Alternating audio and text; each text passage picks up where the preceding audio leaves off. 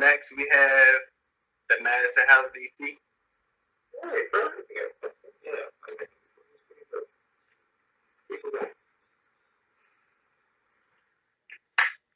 Hey, how's it going? Peace. How you doing, brother?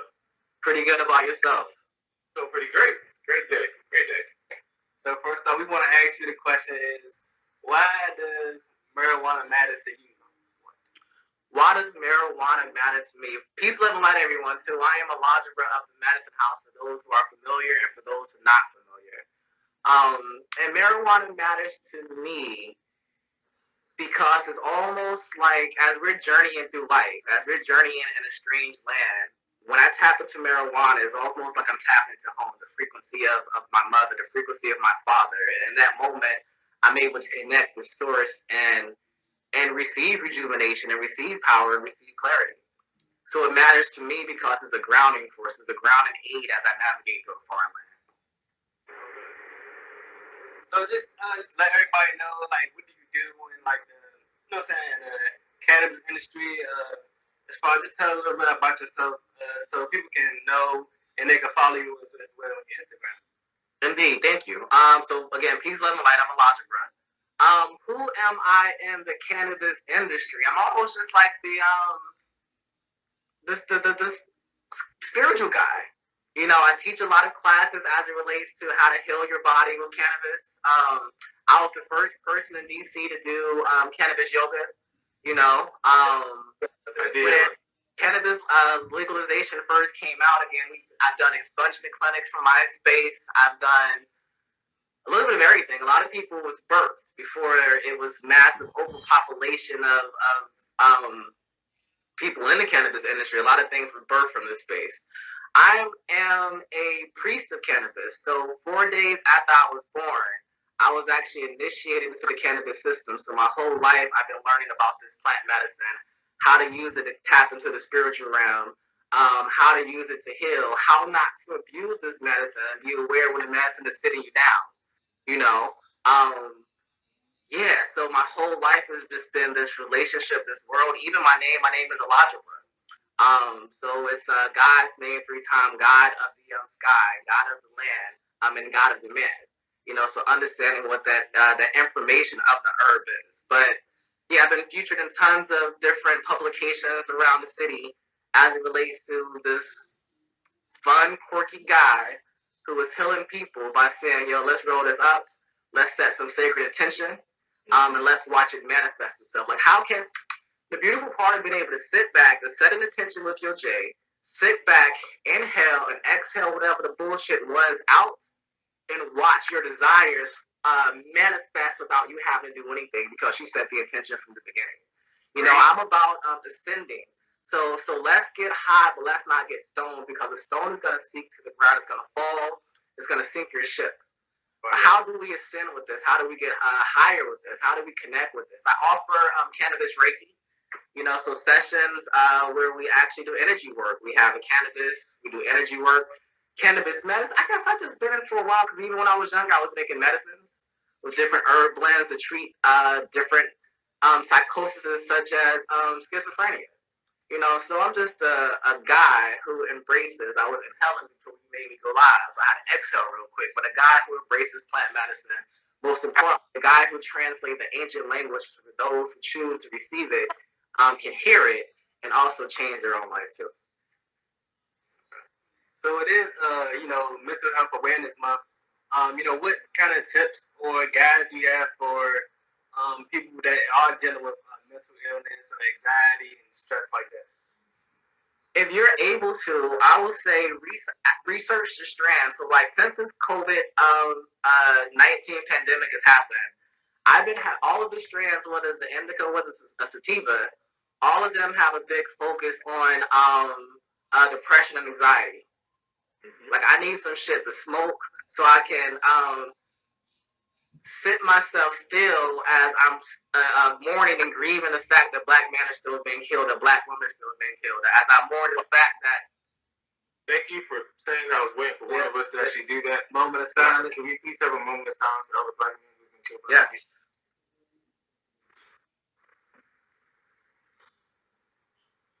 Thank you. All right. That's what you're saying. Got what I was saying now, but either way, but focusing on if you're able to, because everybody doesn't live in a place where you can choose your strand, have access to different strands. So if you're able to find a strand that makes sense for you, right now it's no longer for Black and brown people to be using marijuana as a place of escapism. Right now we need to be tuning in so we can figure out how to get out of this freaking matrix, especially when the world gave ourselves permission to create a new existence, a new way of being. So focus on what you can actually embrace is going to benefit you and not take away from you. Yes, it's fun to check out. That's why I always keep maybe the indica around, because sometimes it's just like, fuck all the shit. I ain't trying to think. Let me inhale this. Let me embrace this. And I'm tuning all the way out, but we can't stay out. We can't stay disconnected. We can't stay in a place of being stoned and not being elevated. So yeah, this time find a strand that works for you. If you don't have a strand that works for you because you're still embracing the brother on a corner and his supplier, then as you're crumbling that herb with your hands, set some attention. I need you, herb, to give me clarity on this, to not give me anxiety. I need you to allow me to go to work and not cuss people out, but still tell them the truth. I need you to, affirm it. So therefore, as you're inhaling, those things are coming within you. And you're also transmuting the energy of ganja that came from an unknown source. And even if you do know the source, it's still important for you to set your hands over it. To set intentions, y'all. We can't just be doing some shit just to be doing some shit, yo. It's the moral of the story. It's more sacred than that. As it comes from my teachings, cannabis is an alien plant that was brought to the earth in order for you to connect with the spirit realm and essentially connect with your God self, your God body self. So it sucks to waste an experience where you can connect with the Most High within you, and you're not even clear on how to do that in the first place, or that you are the Most High within you. You know what I mean? So yeah, I just share that in funky, cool ways, and we smoke a jam, we dance in a corner, we just do some yoga, and after it's over, we heal some shit, But I like that. I might come, but they have bad back. I need to stretch things out. Yeah, any questions? Yeah, let's think. Are you gonna be bringing back the marijuana yoga when on? I don't know. I have an ebook that's coming out soon, and where people can actually take their practice with them. Okay. I did the marijuana yoga faithfully for 4 years. And again, so a little bit more about me. I have a wellness center here in DC, but I'm also a teacher. Yes, you can go to the Medicine House. Join our mailing list or follow our thing. You can get there. But so now I teach. So I have students all over the world. So I spend time in different states teaching people. I'm a teacher of ancient spiritual medicine, where I'm able to tap people into their higher selves, where I'm able to tap into the spirit world and teach you how to connect with everything. So a lot of my 2 weeks a month of my time is spent towards that, and the other 2 weeks is spent towards my own joy and my own pleasure. So I'm working on seeing how I can do some classes, but when this pandemic is over, I kind of want to turn up anyway. So I feel like a lot of the things that I used to do, I'll be bringing back or making pop-ups or space, because I feel like we need it. We need to exhale and hug. Honestly, I do hug therapy, so we need to exhale and actually be like, yo, I've been touch deprived and emotionally starved forever. Come hold me while we smoke this shit. You know what I mean? So it's just important to bring that and bring that community and even bring that awareness as also coming out this pandemic. Many of us are coming out awoke. So as we're waking up to our new realities, it's important that we also have community or have people that are safe spaces, so we can also learn how to be safe in the world. It's really crazy out here. So I honestly agree with this whole everything that's going on, this whole shutdown, this pandemic, the whole world. It opens your eyes way more than you expect. Like, for me, the answers. I grew up in DC, and it was really weird waking up and going outside just to go to my car and seeing nobody outside. Like, I don't even hear the sirens anymore. That's weird. Like that's not supposed to be weird, but it's like where are my people at? Like I don't see my brothers outside. I don't see me. It's nothing. Mm-hmm. We need a time. We've been so distant from each other. We actually have a time to where we need to have a space where we can sit down, talk it out. Like, how did you get through it? Who did you lose to this whole pandemic? Yeah. Let's really see what's going on, because that's one thing that I've noticed in this world.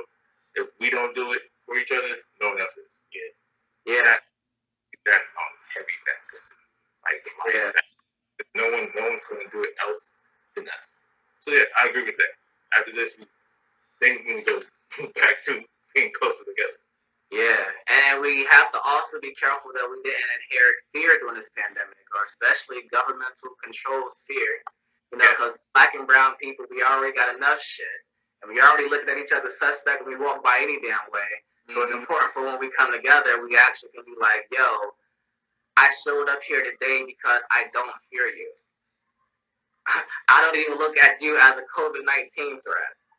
You know, because hell, there's enough fucking threats on our heads any daggone way. So, like, I did not now look at you as a COVID-19 threat, and now I feel my own brothers and sisters, and I'm going to stay way over this way.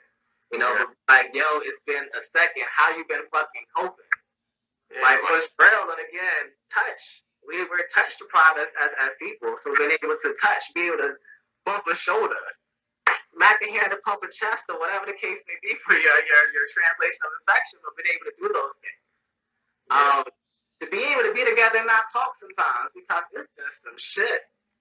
So let's just turn this groove up. Y'all, everybody rolled up. Y'all ready to start this process, and let's begin the coming together, because again, I feel like it's important that we learn to do so, but this time from a whole perspective. Like, everybody's not making it out the pandemic with you. So that there's people who during this pandemic have been doing their work, who have been figuring out a way to evolve themselves, and there are people who have not been, and the mere fact of facing themselves has been the biggest nightmare ever. So even as we're coming out of this, we're going to begin to create bonds and relationships with people who are relatable to the things we were able to accept throughout our experience. You know, so it's a whole new world, and it's about saying hey and meeting and greeting our people, you know, because we have not done that enough already. And that's a conditioning of oppressive white supremacy behavior that we inherit just from everything. 401 years, so let me know. 401 years, just going to put that out there, how long they've been doing this. Yeah, fun fact. Yeah. Well, it's, you know, to be done, be happy with 5 years of, well, actually, I'll give it 8 years of Obama, and we should just shut up after that. I need all my chicken back. Right. I need all my chicken back. I need 420 actually. I need actually 19 after that. That's just how I feel. I need my self-worth back. You spent hundreds of years investing, and before even slavery was over, but investing and breaking me in front of the people who value me the most, and now I feel like I'm not enough. Yeah. So I need you, like, if you want to do something, ally, if you want to do something, government, if you want to do something, white supremacy, like, yo, you got to acknowledge some shit in return. I believe in reparations. When I pour my libations, when I do my prayers, or whatever you call it, I call in spiritual reparations. So I'm reaping shit from my ancestors. I'm reaping shit for shit that was done I wasn't even aware of. Spiritual reparations, let me get it. You know, I just have to go on a rant, but that's my thought in this current moment. Oh no, trust me, anything. I was looking at the clock like, hey, you talking? I'm about to start talking with you. But no, I think that's all the time we do have for today, though. Word. Well, again, thank you for allowing me to show up today. Thank you for allowing me to share.